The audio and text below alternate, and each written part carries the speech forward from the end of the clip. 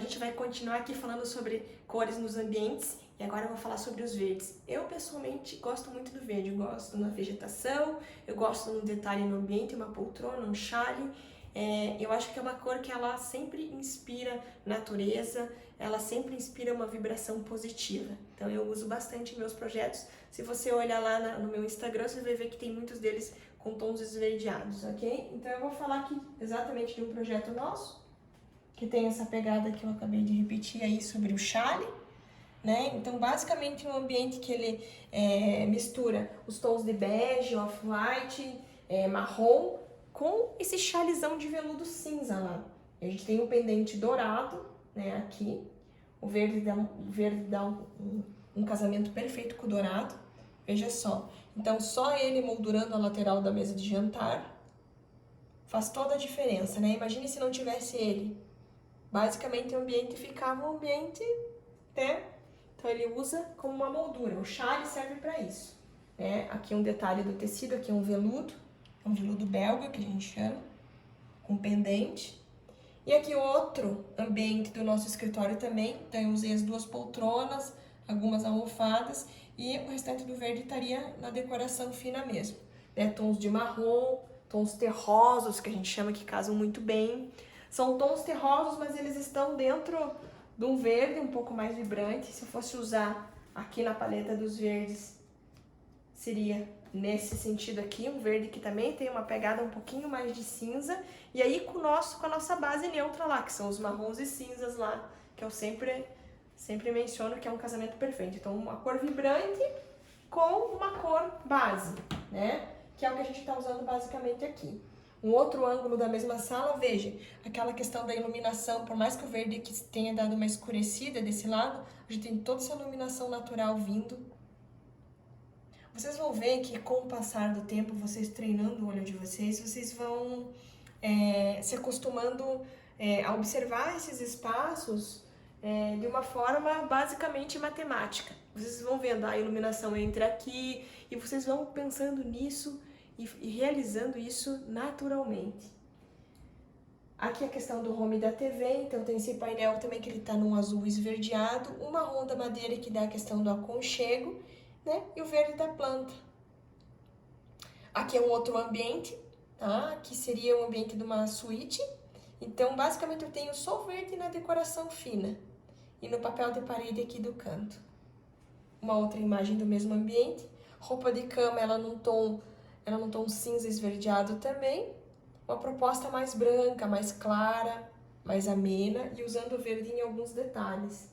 Né? Então você veja que a gente pode equilibrar ele, é uma cor muito fácil da gente poder equilibrar, seja ela em quantidade pontual ou em mais quantidade, que nem as primeiras imagens ali do chale, a segunda nas poltronas, em mais pontos. É uma cor que ela traz muita vivacidade. E agora a gente vai falar sobre a última cor chave, que seria o vermelho, que seriam os tons de vermelho, tá? O vermelho é legal assim, porque ele dá uma questão de uma vibração, né? Sempre que a gente usa o vermelho, independente se ele tá num mais carmim, que seria uma tonalidade do vermelho mais fechada, né? Ou se ele está naquele vermelho mais aberto, né?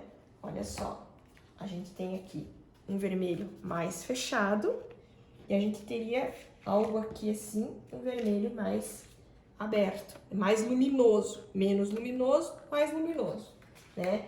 Nesse ambiente aqui a gente usou ele numa quantidade de 15%, né? Basicamente na decoração, a gente tem aqui uma tela que é de um artista bem famoso, a gente usou nas almofadas, alguma coisa ali na decoração fina, e a gente trabalhou com a base de marrom e bege, em tudo, basicamente tudo, né? Já nesse outro contexto aqui, o vermelho vem para se tornar um quadro, um show, como se fosse o centro mesmo do ambiente. Então ele está fazendo toda a escada e a lateral, basicamente dizendo assim, é por ali que você tem que subir.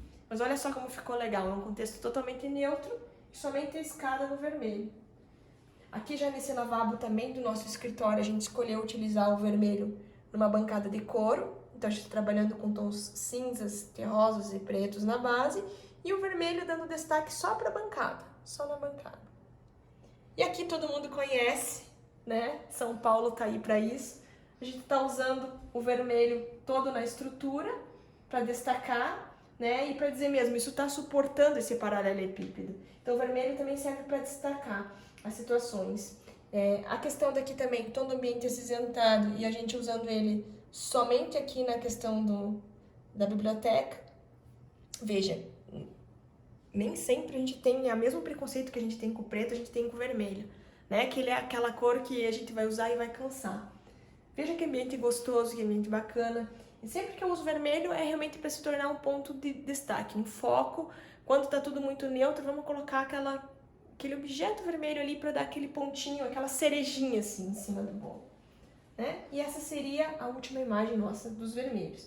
Espero que vocês tenham gostado. Eu escolhi as cores que mais se representam, acredito, as cores que têm mais tendência, mas a gente pode fazer isso com os amarelos, que a gente não falou, acho que muito só dos amarelos, ou dos verdes a gente acabou falando. Aí a gente tem a questão das texturas dos roxos, que você já partiria um pouco para os azuis, que o roxo ele é uma derivação do azul, tudo que a gente basicamente falou sobre o azul também poderia ser repetido para os tons rosados e roxos, que são cores frias, tá? E eu acho que com isso, analisem com um olhinho um pouco mais crítico, mais clínico, quando vocês entrarem sobre a proporção que as cores estão sendo utilizadas nos ambientes, ok? Espero que vocês tenham gostado. Um beijo e até mais.